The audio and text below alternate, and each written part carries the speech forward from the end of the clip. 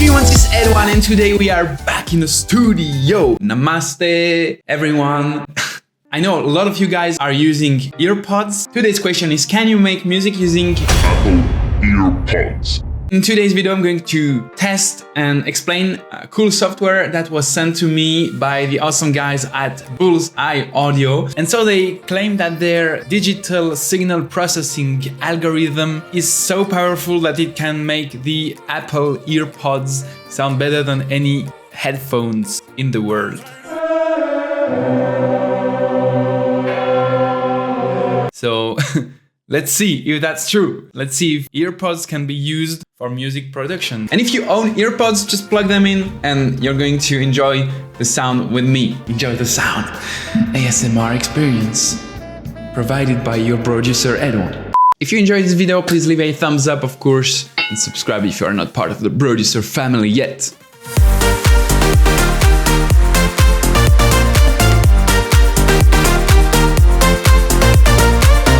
The problem with monitors, because I have a $2,000 pair of monitors, the problem is what? They sound a lot worse in a room that is not treated acoustically. And if you also own studio speakers, you're gonna have to buy acoustic foam, bass traps and stuff in order to make your monitors, speakers sound good. Let's be clear with that. Apple EarPods do not provide a linear frequency response. That is the problem. You expect your monitors to be as flat as possible so they reproduce the sound you are creating as accurately as possible and so that they don't boost something you haven't boosted and you will end up cutting in your mix. But there is good news. Apple EarPods provide an exceptionally low harmonic distortion compared to other headphones. They have the potential to be great. So what the guys at Bullseye Audio did was record the frequency response and also the phase. And then they tuned everything so that the frequency response would be flat. You can see at first there is a boost in the higher end of the spectrum and they were able to make it pretty much flat and without any distortion in this process. The second problem they addressed is the crossfeed emulation. So when you listen on a set of speakers, you have an accurate stereo reproduction because some part of the right speaker is going to your left ear, some part of the left speaker is going to your right ear. When mixing, this is very important, and because when you add reverb, for example, you will hear it differently on a set of speakers than on headphones. And that's why you should always check your mix on speakers because you want something very accurate. It's already occurred to me. I added some reverb on the headphones and the reverb sounds very loud on the headphones. And then when I listen to it on the monitors, then the reverb is pretty much gone. It's very important to check on speakers or to use a crossfeed algorithm that will emulate the speaker. So basically it's taking some part of what is coming to your right ear and it's putting it to your left ear, also using some filter to emulate the way the head is attenuating some frequencies. So to make it short, this crossfeed emulation makes your headphones sound like speakers. Really cool is you can just install Neptune on your computer now if you want, or after this video, load it as a plugin into FL Studio. That's what I just did here. I have it loaded here. There is an adapter setting for when you are using an adapter like me. This kind of adapter. So now let's try to make some music using Apple EarPods. I'm going to try to make something pretty cool and chill. Let's see how it works, if it works. And if you are using EarPods, I will show you the difference right now. So now without Neptune, it sounds like that. Plug in your EarPods if you have some. Now with Neptune,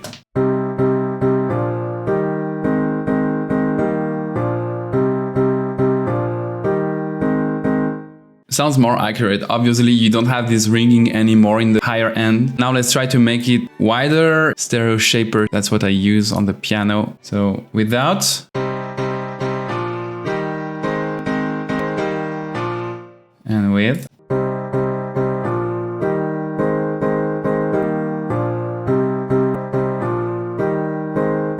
Sounds more like it's intended to sound stereo-wise. I feel like I can trust my EarPods, which is pretty crazy. Let me check with my monitors just to see how they sound. Let me disable Neptune first. There is no ringing. Okay, let me add some sidechain and let's add a kick drum, some bass and a cool melody, and let's try to mix the claps. So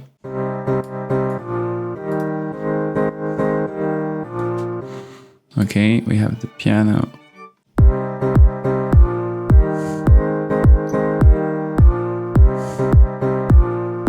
Let's try without the Neptune.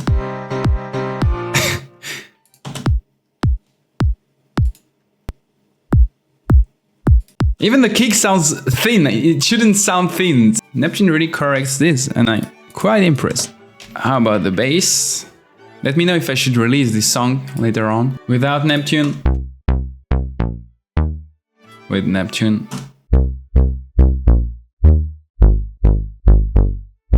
Let's use some OTT.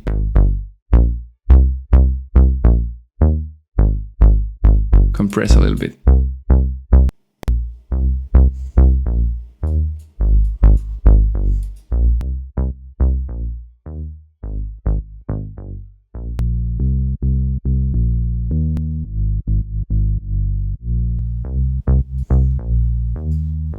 Let's add some pads here.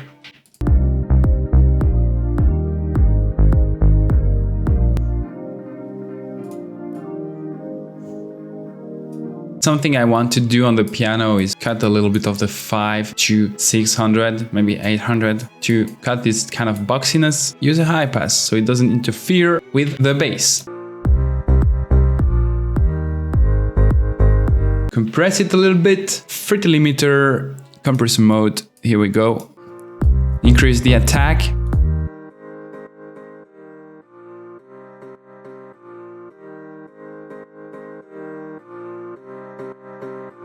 Let's add some reverb. Same reverb for everything. Fruity reverb. There we go.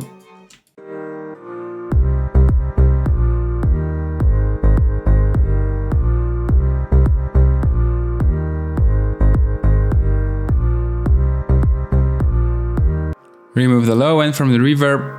Some of this frequency range is always good. Some more stereo on the reverb, alright. I notice we can make the piano a little bit brighter here. It has some embedded reverb, I should get rid of it. I will change the preset on the piano. Compress the sub, very important.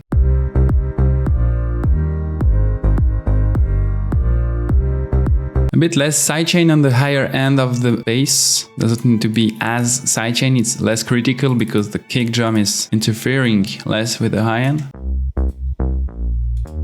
I want to add some xylophone. I always like some xylophone. Let's go.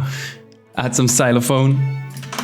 And number 8, okay, there we go. Xylo.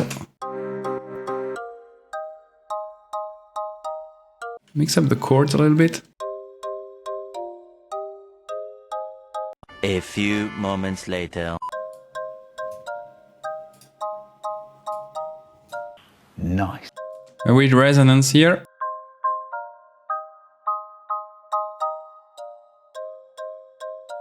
Let's add some drums. Flute melody, very important. Let's stack a layer. Let's add a piano.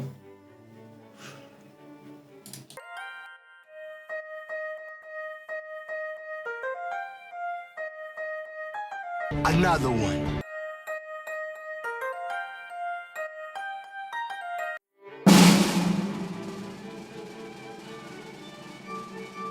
So now, just for fun, let's listen again without the Neptune plugin.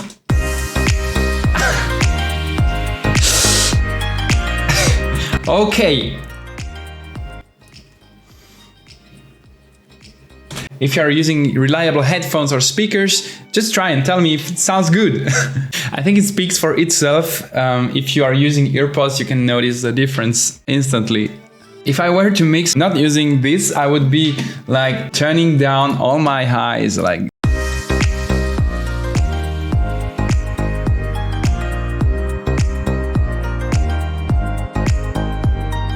It sounds more or less okay, but the reverb sounds huge now. I don't know for you, overall I'm pretty impressed with this software. It's not dynamic wise and stereo wise and frequency wise. I think it's pretty impressive. I don't know for you, have you tried it already? Let me know in the comments down below if you have any questions, if you want me to try something for you. It's for free for 14 days, so just do the trial, and then if you feel like you can use this on a regular basis, use my code EDWAN, 50% off. The big question is, would I use this on a regular basis? I have my set of speakers, I have my headphones, earpods. I think it's worth using several types of speakers no matter what you're doing, so I would definitely use this if I'm traveling. For example, on my computer, I would plug this Neptune before I start using my earpods, for example. I wish they would provide a few presets for different types of headphones, but maybe this will come in an update. Let me know any questions in the comments down below. Thank you to Bullseye Audio for sending me Neptune and for also sponsoring this video. It was a great opportunity to try it out.